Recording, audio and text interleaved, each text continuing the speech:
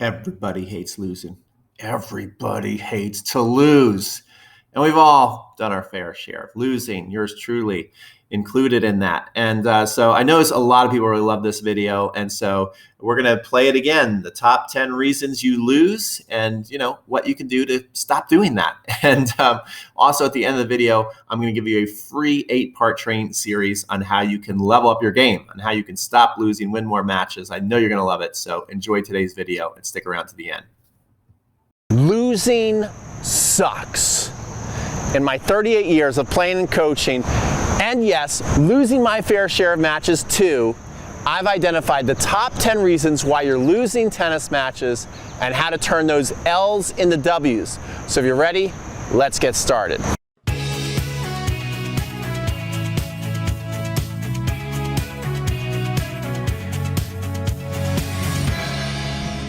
All right, guys, so I've got my list right here. Let's get into this. Why are we losing tennis matches? The number one reason is that you just can't relax. I think we all go through this. I just got back from doing, a couple of months ago, I did a lesson with the great, legendary Rick Macy, and he said, hey, Pete, there's 5 things I want you to work on. There's 5 things I see right off the bat you got to do. Okay. Relax. Yeah, I'm nervous. Relax. Relax. Relax. I don't know if I can do that. If you can get number 5, relax. Oh. Okay. So you're not alone. We all have trouble relaxing. Why is that? Because we want to win the match. The match is important to us, so we naturally tense up.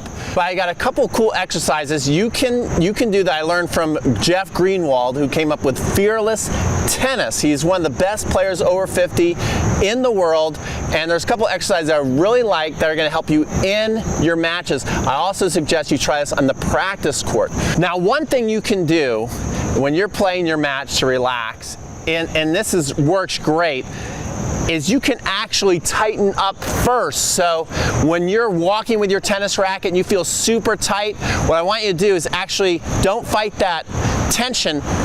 Go with it. Grab the racket as tight as you can. Hold it for 10 seconds. Do that with me right now. And then what happens when you let go? You're relaxed. And so at least for your first couple swings, you can be relaxed when you're hitting that ball.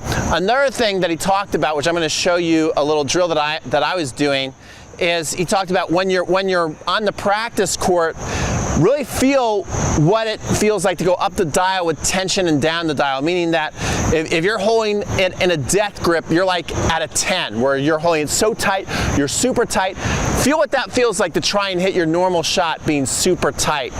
Then drop it down to an 8, a 6, a 4, a 2, where it feels like it could almost fly out of your hands, right? And then find that the tension that you feel works best for you, to where you feel like you're gripping the racket, it's not gonna fall out of your hands, you have control over the tennis ball, and you're relaxed. So that's the number one reason you're losing. You need to relax more. So many of us out there need that. Let's get to reason number 2. Reason number 2 is you don't move your feet. This is probably every tennis coach's big pet peeve. It drives us crazy. Our students are not moving their feet. And when you get nervous, one of the first things to go is your footwork. Even people who have good footwork, when they get nervous, their footwork goes. And why do coaches want you to move your feet? It's not because they're trying to punish you, it's because they're trying to get you into a flow. It's another thing that can help you relax. The more your feet are moving and you're getting this split step timing, you're reacting to the ball quicker, which is great, but you're also thinking less. When you start to just think about your stroke and your feet aren't moving, you tend to overthink and analyze and hit, and this again is going to bring you back to being tight and not being able to relax. But if you get your feet and your body moving, you can get into what I call the flow, and you can start to get into the zone, and you can be hitting without thinking.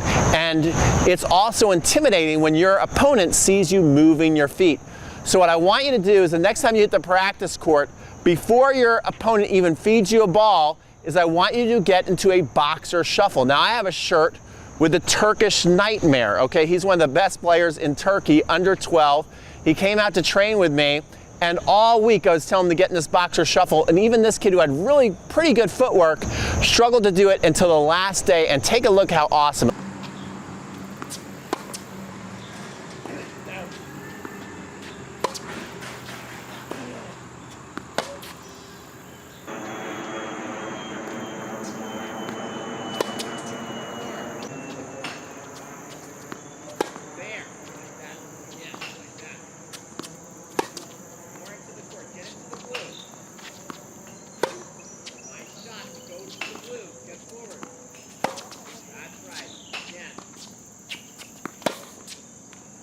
Reason number 3 you're losing is you are failing to finish here in the midcourt. You're missing the meatballs in the midcourt.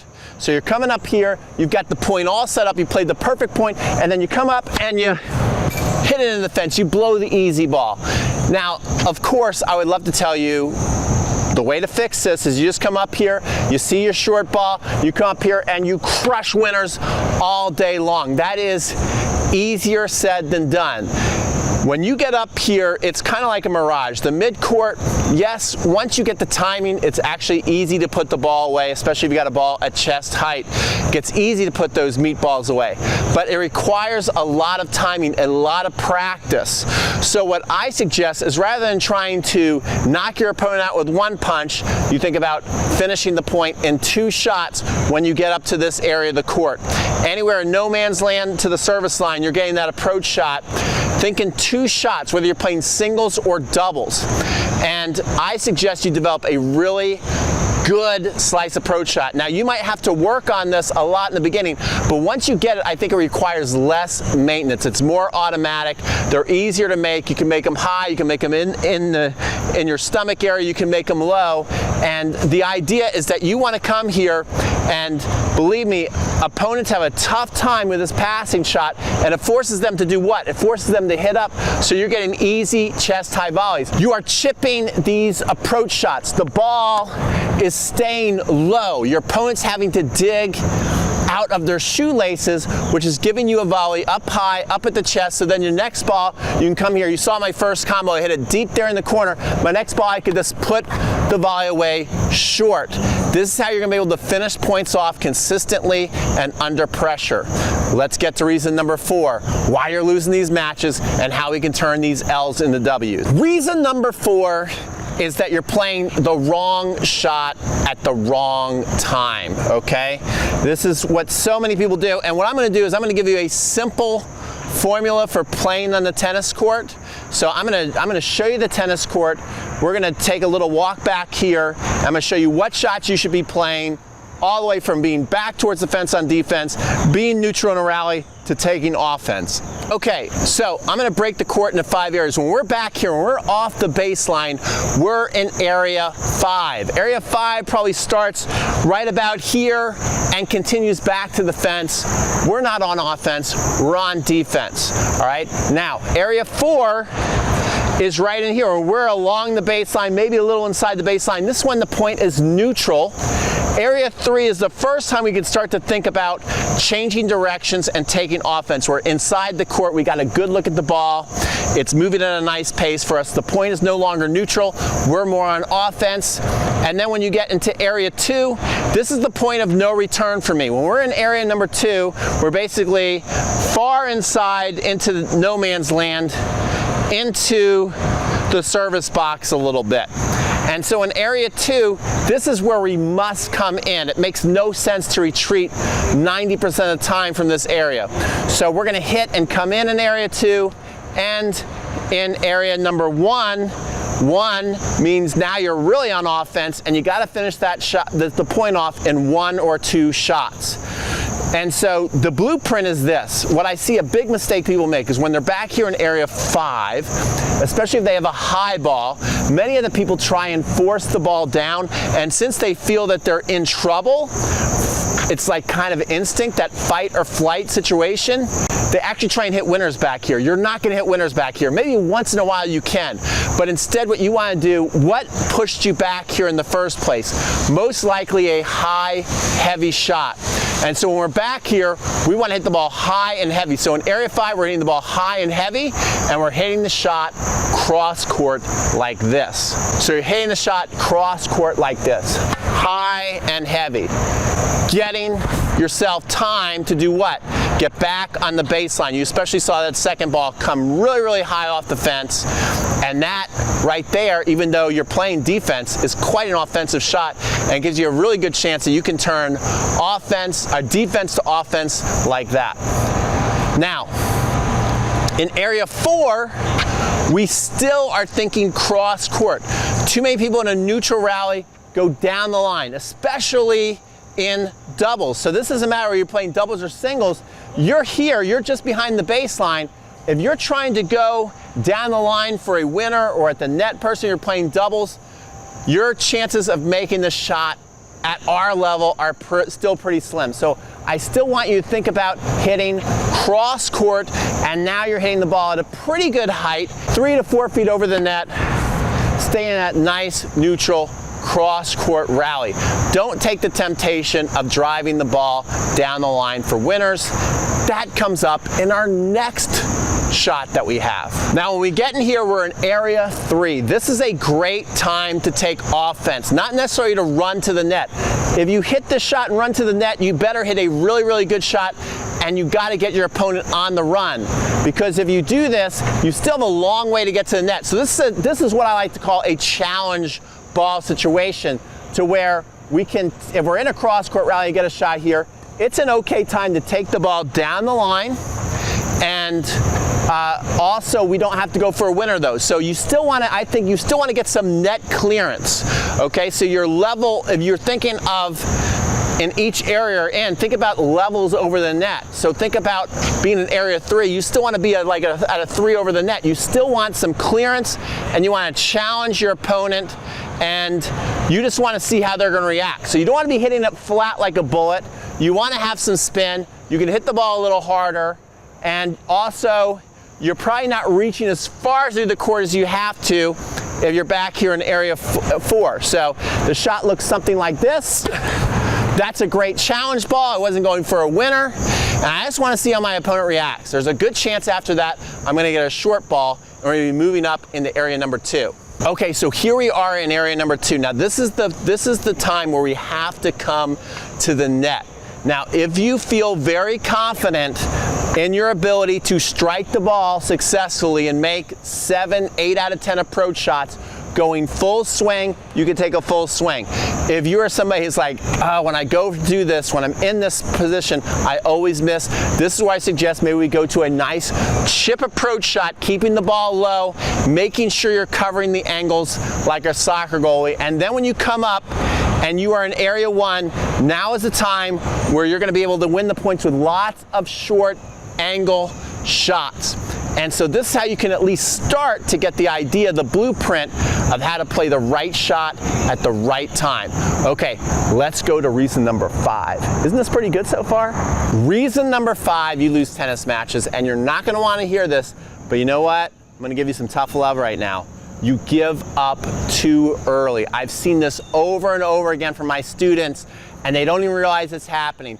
You get down a couple of games, and all of a sudden your shoulders start to slump, the racket starts to droop, the walk gets slower, and you look like a little lost puppy dog out there. And yes, I do feel sorry for you, but guess what? If you do that, you are going to lose the tennis match. It is so important to play poker out there when you are playing a tennis match. We all have emotions. When we get down, it does not feel good. None of us like to be down 2 or 3 or 4 games in a match. But the players who are really, really strong mentally, they don't let their opponents see that side, right? So one of the best examples I can give you is when Rafael Nadal, and if I can find it, I'm going to play it. If I can't find it, I can't play it. But Rafael Nadal lost to Dominic Thiem 6-0 at the US Open. I think it was just last year, or it was 2 years ago. I don't know, it was not too long ago. 6-0 in the first set. And what he did is he came up like a lion after he lost 6-0. He's walking around, and I remember saying to my girlfriend, I'm like, this match is going to be awesome. And it turned out to be one of the best matches I've ever seen. So what you want to do, and here's another thing from Rafa that you want to do. Shots that ordinarily you wouldn't make a big deal out of, if you play even a decent point when you're down a couple of games, just to even make maybe you're down love 30 and you make the score 15-30, or it's 15-all and you can make the score 30-15. Use that momentum, give yourself a little fist pump. Let your opponent know that you're not going anywhere. It's going to be a long match. The way you carry yourself in between points does affect the outcome of the match. Don't forget that. Let's go to reason number 6. You're losing some tennis matches so we can win some more tennis matches. Okay, reason number 6 I got from the great Jorge Capistani, a master professional, always joins us for Tennis Con. I love Jorge, and he came up with this whole idea of everybody he's teaching is trying to play perfect tennis rather than trying to figure out how to make their opponent play bad tennis. And this is a great idea, right? You're out there on the court and you're trying to hit the perfect shot, hit it solid, beautiful swing. And yes, guess what? Here's a couple things. Number one, that's hard to do consistently every day. Some days you're gonna be a little off your game. And you can even be hitting the ball solid and what you feel is perfect, then all of a sudden you're asking yourself, what's going on here? My opponent is in the zone. Well, a lot of times when you're hitting your perfect shot that feels solid, you're giving the opponent exactly what they want. It's landing into what, if you're gonna break your body down into different parts, from here to your foot, that's area 1. Here, just below your hips, that's 2. Hips up to your chest, that's area 3. This is where everybody likes it. And then above there is area 4. Most people hit the ball right into area 3 of their opponent, right into their strike zone where they like it. So what you want to do is you want to be looking at your opponent, and on both sides, their forehand, I'm a lefty, so this is my forehand, and the backhand side, start grading your opponent A to F. A is like they're awesome at it, F is they stink at it. So like if I'm going to look at my forehand, a high forehand, I'm actually going to give myself like a B+. As it's getting to my chest, into here, area 3 where I like it, I'm going to give myself an A. Down lower in here, I'm still going to give myself pretty high grades. Now, if somebody hits me a high backhand, I'm trying to hit topspin or slice, that's my weak spot. I'm telling you right now, so we probably won't play a match now that you know my weakness. That's my weak spot. That's my Achilles heel. I'm going to give myself a C, right? So if you're playing me, you want to give me lots of high backhands. It's really, really hard for a one-hander to just crush them consistently. That's what Rafa does to Roger when they play, especially on clay. So that's what you want to think about. Be looking at your opponent thinking, where is the weak spot, rather than thinking you have to come up with all these amazing winners and beautiful shots all the time, and you are going to win some more matches. Reason number 7 you're not winning more matches is you have not developed reliable spin that you can do to keep your ball in on your first and most importantly, second serve. So if you're walking up to the line and you're not confident to where, here's the big, you know you're doing it right, when you feel that you're almost swinging faster on a second serve and you're swinging freely on a second serve than you do on your first serve, right? Because on a first serve, I might be hitting the ball a little more flat, hitting through the ball a little more. On a second serve, I want to put a lot of acceleration on my swing and put a lot of spin on the ball, which is actually going to create safety. So if you have not developed this yet, you're forced to do what I call a powder puff serve, or you're still going for it and you're hitting a lot of double faults. So people who come up here and they don't have that spin developed, they have to come up here and kind of like push or punch their serve in. And if you're playing somebody who's got really solid ground strokes or a big forehand, they might be just whipping up on your second serve. So you want to be able to come up here on your second serves and swing through freely and easily and still spinning that ball in, okay? I put 2 of those serves in with plenty of spin and I'm not even warmed up because I have the confidence when I swing fast, my strings feel like they're actually gripping the tennis ball. It's a very safe feeling. So if you have not developed that yet, you need to. I can help you with that, by the way. Let's go to reason number 8. Okay, reason number 8 is very similar to reason number 7, but it has to do with the ground strokes. You feel that you have not developed the mastery of spins. And it's very, very important that you can put top spin on the ball whenever you want. You can take here and you can put top spin on the ball and it's always going to go in. You can literally make that 100 times in a row. Or even the ability when someone's hitting the ball very, very hard at you to feel confident that you can take the pace off and chip the ball into the court. If you have not mastered these two spins, then you're out there and you're doing what I call tweaks. You're out there and you're trying to hit the ball in and you're tweaking your racket as you're going to hit, and this making you a very inconsistent player, and you can't play with confidence. So you gotta develop and master the concept of spin on the serve and on the ground strokes if you wanna win. If you can't master spin, you can't win. Reason number 9, you miss too many overheads. Now the overhead should be your reward for playing a great point of tennis. You should love overheads, but I find that up to a 4-5 level, even that high, that people have trouble putting the ball away. Certainly 4-0 and below are having trouble putting overheads away consistently. So I want to give you a quick tip on what to do to put overheads away. When you're hitting an overhead, you must feel like you're getting taller. It's extremely important to feel like you're getting taller and not smaller. If you're hitting overheads and you find that you're scrunching to hit the ball, this is usually going to send the ball down into the net, or depending on how the racket's coming at it, now you're hitting like this and the racket head is open and you're skying the ball. Where if you're going with confidence and you're getting on your tippy toes, most people when they do that are at full extension, full acceleration, and they're getting here over the top of the ball, able to smash it down into the court, getting that snap timing, going at the proper time, they're swinging with confidence. So when you're getting that overhead, I want you to get set. You're here, you're getting set, then you want to address the ball. Then as you drop down into your racket drop and go up, make sure you're getting extended all the way and maybe popping those overheads better than you ever have in your life. Let's go to reason number 10. Okay, reason number 10 why you are losing matches that you probably should be winning is your return is not good enough. All right, so the return of serve, to me, it's such an important skill in tennis.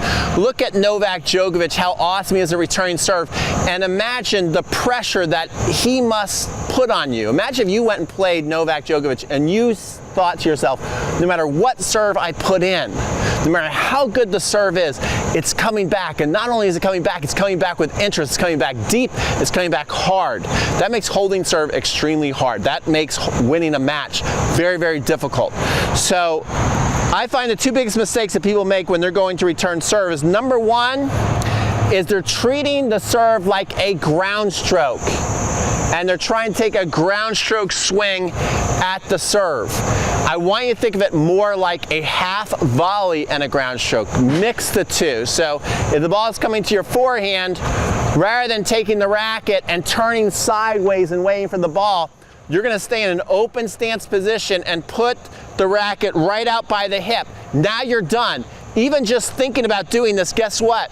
You're going to take the racket back further than you want to. I do as well. So no matter how much you think about a short backswing, you typically take the racket back further than you want to. So really, really thinking about keeping that racket out in front of your body, just like you're going to get down for a half volley, but you can still keep your topspin grip if you got a semi-western grip right here and then out to the contact. And it's all about just making nice solid contact, pushing through the ball and then relaxing. You don't have to accelerate so much, especially when the ball is coming very fast at you. It's all about just taking their pace, making sure that you're moving forward and through the ball, and you're going to hit great returns. The ball is going to be going back faster than how it came to you, which is a pretty awesome feeling when you connect like that. The second reason why your return is struggling is you don't practice it enough. People will go out with buckets of serves in practice. People will go to clinics, and then you play your matches and you don't really practice the return. So grab a buddy, have them serve at you. Practice even, you can even do this. Here's a quick drill you can do. Everybody thinks, well, I can't practice my return by myself, but very few people even know how to do the proper footwork. So what I want you to do, there's a couple different stances you get into, but let's just get into that kind of Novak Djokovic stance where our feet are even, and I want you to practice. Imagine the opponent over there. The ability to actually imagine yourself in situations is very powerful. The best athletes in all kinds of sports talk about how they visualize things gonna happen before it happens. Novak Djokovic actually does this. He always pictures himself the winner, he said after Wimbledon. So anyway, so you're here, the toss goes up. So now I'm imagining the toss go up. This is why I'm gonna take my first initial step into a split step, then I'm gonna land, then I'm gonna prepare. So it looks like this. I'm here, boom, boom, go. And you can just practice that over and over again. And so when you go out there in a match, you're doing it on autopilot. All right, congratulations on watching this top 10 list. You must really love tennis. And so I've got a special free bonus gift for you today. It's an 8-part free train series that's going to help you win more matches by identifying the 5 big rocks of tennis. These are the 5 fundamentals you must master if you want to go to the next level. So if you've been stuck at one level longer than you'd like and you want to go to that next level and win more matches, I'm going to play a preview right now for you, and if it looks good, sign up. Also, don't forget to like, comment, and subscribe to this channel. We love tennis, and I'd love you to join us on our tennis journey. Here's the preview. Hey guys, Pete from Crunch Time Coaching. Today we've got a really cool lesson for you. We're going to teach you the super spinner boomerang drop shot. Okay guys, I gotta be honest with you. Learning the super spinner boomerang drop shot is not gonna get your game to the next level in the next 12 months. And my job as your tennis coach is to help you consistently get better, see the progress, grow in your tennis game. So what we're gonna do today is a little different. We're gonna put down the racket, we're gonna put down the balls, we're gonna leave the tennis court, and we're gonna head on over to my house, and I'm gonna show you exactly step by step the pitfalls to avoid and what you really need to be doing over the next 12 months if you want to see your game go up to the next level. So come on, let's go.